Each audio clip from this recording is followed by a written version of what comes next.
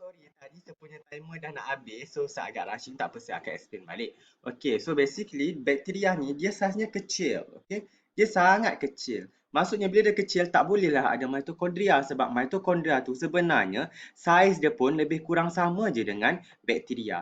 And in fact, kalau awak nak tahu, kalau dalam kita punya sel kan, which is eukaryotic cell yang besar ni, dia ada mitokondria. Dikatakan asal-usul mitokondria itu adalah daripada bakteria. Ada satu bakteria dia masuk dalam eukaryotic cell yang dulu-dulu. Kalau sepatutnya this bakteria dia akan dibunuh, tetapi instead of it's being killed, okay, dia hidup di dalam this eukaryotic cell and now dia become after million of years dia become mitochondria. Maksudnya sekarang mitochondria itu memang lebih kurang sama saiz dengan the bakteria. Jadi tak logik lah kalau bakteria itu nak ada mitochondria sebab nenek moyang mitokondria itu dikatakan adalah bakteria. Tetapi macam mana dia nak menghasilkan tenaga kalau tidak ada mitokondria? Kalau dalam sel kita ada mitokondria. But then dalam prokaryotic cell ada satu struktur yang dipanggil mesosom.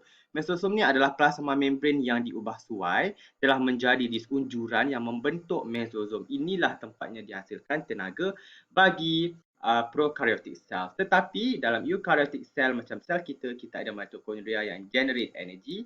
Dalam prokaryotic cell, the one yang generate energy adalah mesosom. Okay, yang ni saya akan go more into details later lah.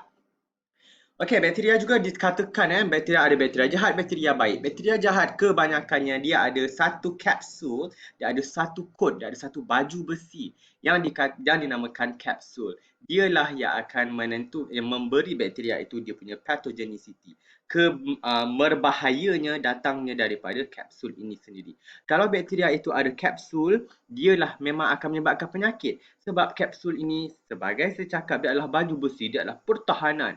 Kalau ada antibiotik which is dadah yang sepatutnya membunuh this bakteria, tetapi disebabkan adanya kapsul ini, this antibiotik tidak function, tidak akan ada efek terhadap bakteria. Sebab antibiotik itu dia kena masuk di dalam bakteria itu barulah dia boleh membunuh the bakteria. Otherwise dia memang akan hidup je lah. Disebabkan dia ada baju besi, maksudnya sekarang memang tak boleh masuk ataupun this antibiotik memang dia akan become inactive thanks to this capsule iaitu baju besi bakteria itu tadi. Okay?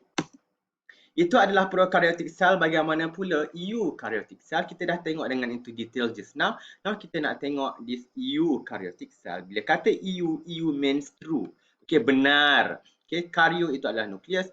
Maksudnya sekarang this eukaryotic cell dia ada true nucleus. Basically dia ada nukleus lah. Nukleus itu di tengah-tengah sini lah. Tapi tak semestinya kat tengah Tapi dia kita gambar ni dia tunjuk di tengah lah. Dan dalam nukleus itu dia ada terletaknya this what we call DNA. DNA ni semua berada di dalam nukleus. Maksudnya DNA itu dia akan diselaputi oleh nukleus. Okay, ibaratnya bekas pensel. Pensel awak tu awak letak dalam bekas pensel. Okay, bekas pensel itu adalah nukleus. Pensel itu adalah DNA. Okay. All living organism made up of eukaryotic cell except bacteria and archaebacteria. Maksudnya sekarang tak kisahlah pokok ke, kucing ke, anjing ke kan, sotong ke, liminho ke, najemin ke, Lee Jeno ke, Mark Lee ke, semua itu diperbuat daripada dia adalah eukaryotic cell. Okay, sel yang ada nukleus termasuklah kita. And disebabkan dia ada nukleus, dia ada mitokondria dan organel lain, that's why dia ada larger size compared to bacteria. Kalau kita letak kat sebelah, ibaratnya bakteria besar macam ni saja. Okay? Tetapi still bakteria ini hebat, dia boleh menyebabkan sel kita mati dan sebagainya. But in term of size, eukaryotic cell lebih besar. Okay, ini adalah gambar rajah eukaryotic cell. Okay, yang typical. Nanti kita akan draw sama-sama by the end of this session. Cuma yang saya nak tunjuk adalah, okay, inilah dia yang saya dah explain tadi. Bila kata eukaryotic cell, dia ada nucleus and DNA dia enclosed in nuclear envelope. DNA dia pula berbanding dengan prokaryotic cell sebentar tadi. Kalau prokaryotic cell, dia punya DNA itu adalah circular, macam bentuk getah tu, dia tiada penghujung.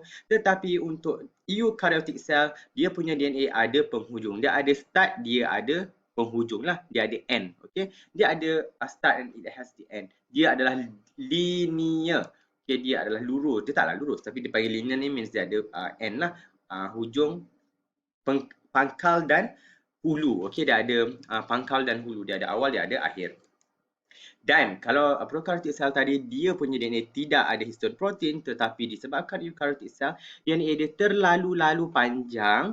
Jadi untuk mengelakkan serabut, for it to be organized into this chromosome structure, kita akan tengok more into detail dalam chapter seterusnya. Dia ada this gelendung protein yang kita panggil histone protein. Kalau tengok DNA ni, dia akan wrap around the histone protein. Okay, kemudian ada lagi another histone, dia akan wrap lagi. Dia allow this DNA to be compressed untuk dimampatkan ke dalam bentuk yang macam rama-rama ini. Okay, inilah dia histone protein. Okay, to wrap around the DNA. In term of cell wall, bakteria tadi memang ada cell wall, tetapi dia punya cell wall is made up of peptidoglycan. Tetapi dalam eukaryotic cell, disebabkan kita ada beberapa jenis sel, iaitu animal cell contohnya, kita ada fungus, kita ada juga plant cell. Ini semua adalah eukaryotic cell. Dalam animal cell, kita tidak ada cell wall. We don't have cell wall. Kalau awak ada cell wall, anak-anakku, memang awak jadi macam pokok lah, kereh je. Tapi kita boleh bergerakkan, kita boleh menari, kita boleh tekan YouTube, tengok Inkigayo ke, tengok M Countdown ke kan. Maksudnya kita boleh bergerak dengan bebas, kita tidak ada cell wall. Animal cell tidak ada cell wall. Tetapi ada organism lain iaitu fungus and plant, diorang ni ada cell wall. Cuma fungus, dia punya cell wall is made up of chitin. Chitinous ataupun asal usulnya adalah chitin. Dia punya cell wall is made up of chitin untuk fungi, dan untuk plant dan juga algae, dia punya cell wall is made up of cellulose. Cellulose ni kita dah belajar dalam chapter 1, dia adalah a polysaccharide yang diperbuat daripada alpha ke beta glucose. Awak ingat balik. Cellulose ni diperbuat daripada what kind of glucose? Daripada beta glucose. Bila kata beta glucose, dia adalah AB. Ini awal lukis sendiri structure dia, saya tak nak go into more details. Okay, itulah yang membezakan cell wall. Dia tidak ada dalam animal cell, tetapi dia ada di dalam certain eukaryotic cell. Contohnya plant and algae, dia punya cell wall is cellulose, tetapi dalam fungi, cell wall dia adalah chitin. Okay, tolong faham. Okay, kalau soalan tanya the differences between prokaryotic and eukaryotic cell wall, awak kena cerita about cellulose and chitin. Tapi awak tak boleh cerita pasal animal cell sebab dia tidak menjawab soalan. Animal cell tak ada cell wall, so kita anggap dia tak ada lah. Okay, kita hanya fokus pada cellulose and chitin. And kalau dalam prokaryotic cell, kita consider dia sebagai what do we call it? Peptidoglycan. Ejaan, tolong betul, jangan tidak Jangan tidak betul Alright. Inilah dia punya structures lah. Ini adalah plant cell and fungal cell. You don't have to know the fungus lah, but you have to know the plant cell ini primarily. Dan untuk dalam eukaryotic cell, untuk menghasilkan protein tu penting, memang perlu ada dalam semua jenis sel. Tetapi yang membuat protein itulah yang membezakan. Kalau dalam prokaryotic cell, dia punya ribosom adalah 70S. Kalau di dalam eukaryotic cell, ribosom dia adalah 80S. Dan as I said, ribosom ni macam roti burger. Dia ada roti burger yang besar, dia ada roti burger yang kecil. Yang bawah tu, yang nipis tu. Yang gemuk ni, that's why lah dia size dia lebih besar, 60S. 60 tu menunjukkan size actually. So 60S. Okay, ni roti burger yang atas. Yang roti burger yang bawah, yang kapit dia tu, dia kecil sikit, 40S. Tetapi bila diorang bergabung, diorang taklah 60 tambah 40 dapat 100S. Tidak. Dia 60 tambah 80 dapat 80S. Okey, ni tolak. Ibaratnya tolak 20. Kalau tadi 50 tambah 30, tolak 10 dapat 70S. Ini 60 tambah 40 dapatlah 80S. Okey, ini yang membezakan prokaryotic and eukaryotic ribosome. Okey. Animal cells juga ada a pair of centriole. Nanti kita akan tengok apa dia centriole into more details. But then again, yang membezakan yang utama juga selain daripada nucleus, okay, untuk dalam eukaryotic cell, diorang ada, we have this membrane bound organelles. Organelle yang ada membrane. Contohnya nucleus, mitochondria, chloroplast only in plant cell, Golgi body, endoplasmic reticulum, lysosome. Ini semua ada di dalam eukaryotic cell, tetapi tidak ada dalam prokaryotic cell, iaitu bakteria cell. Tolong ingat, ini adalah yang utama. selain daripada nukleus itu tadi. Okay? Nanti kita akan tengok apakah semua function these organelles itu more details lah. So, mari kita compare between prokaryote and eukaryote in term of similarities. Okay, both cells, okay, tak kisahlah animal cell dengan bacteria cell, kita ada cell wall. Eukaryotic cell dia ada cell wall. Cuma cell wall ini dalam eukaryotic cell hanya ada di dalam plant and algae, tetapi animal cell tidak ada cell wall. Kalau kita ada cell wall, ingat cakap saya, kita tak boleh nak tengok anime, kita tak boleh nak tekan laptop pun, nak google Shingeki no Kyojin pun tak boleh. Tak boleh nak tengok opa semua tak boleh sebab kita tak boleh nak bergerak. Okey, tetapi plant cell dia ada. Okey, and fungus pun ada. Dan semua sel ada plasma membrane, ada DNA. Kalau tak ada DNA, tidak adalah kita. Ini bukan DNA BTS tu. Ini DNA yang ada dalam sel. And untuk menghasilkan protein, semua organism, tak kisahlah bakteria, perlukan ribosom untuk menghasilkan protein. And kalau tidak ada cytoplasm, which is the liquid, the fluid inside the cell, memang tidak akan boleh hidup kita. Dan untuk animal and untuk eukaryotic and juga prokaryotic cell, kita juga ada flagella. Tetapi dalam sel kita, dalam animal cell, the only cell yang ada flagella, okay, untuk animal cell adalah sperm. Okay, sperm. Awak ingat balik serupa sperm tak? Kalau tak ingat ini kan, you all suka kan, this topic. Sperm dia ada ekor. Ekor itulah yang dipanggil flagella, okay. Actually, plant cell pun ada flagella. Sperm ni ada. Plant nanti tak akan belajar chapter 1 semester 2. Kita akan into more details lah. Inilah the differences between prokaryotes and eukaryotes yang saya explain just now dengan berianya. You all boleh baca sendiri. I don't have to go through. Saya dah compilekan semua. But you hanya perlu faham yang utama-utama sahajalah.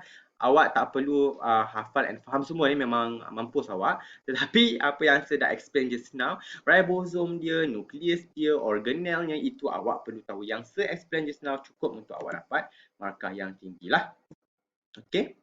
Now, kita akan...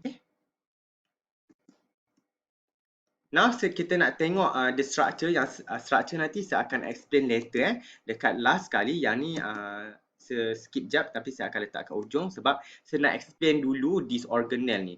Yang segala natang dalam sorry teruk perangai. Segala isi segala isi sel ni saya nak explain dululah, baru kita akan belajar melukis. Okey, dengan slide. Alright.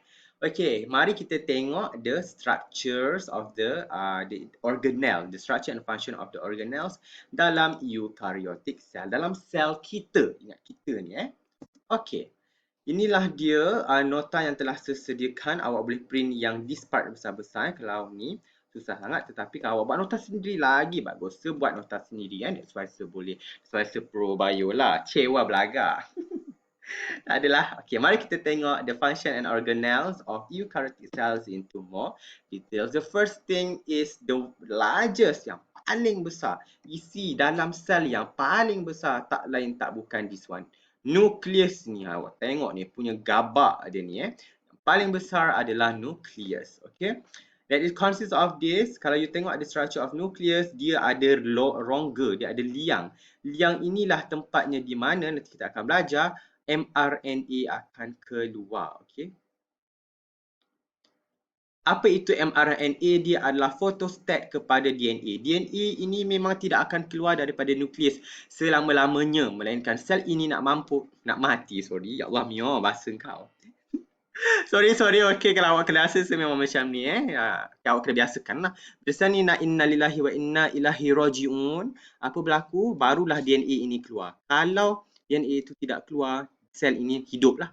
DNA itu memang kena berada dalam nukleus selama-lamanya. Melainkan dia nak mams, dia nak innalillah, dia nak jumpa Jesus, barulah dia akan keluar. Tetapi untuk mendapatkan informasi daripada DNA, kita kena photostat DNA. Photostat itu dipanggil mRNA. mRNA yang akan keluar. Yang ni kita akan tengok chapter 6 lah.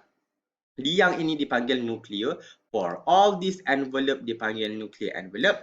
Dalam isi, the fluid inside the nucleus kita panggil plasm, nucleoplasm. Okay, plasm tu maksudnya cecair lah. Dan tengah-tengah ini ada nucleolus. Okay, di mana yang ni kita tak go into more details lah, but you only have to know this structure. Function dia untuk contain DNA, untuk menyimpan dia DNA di dalam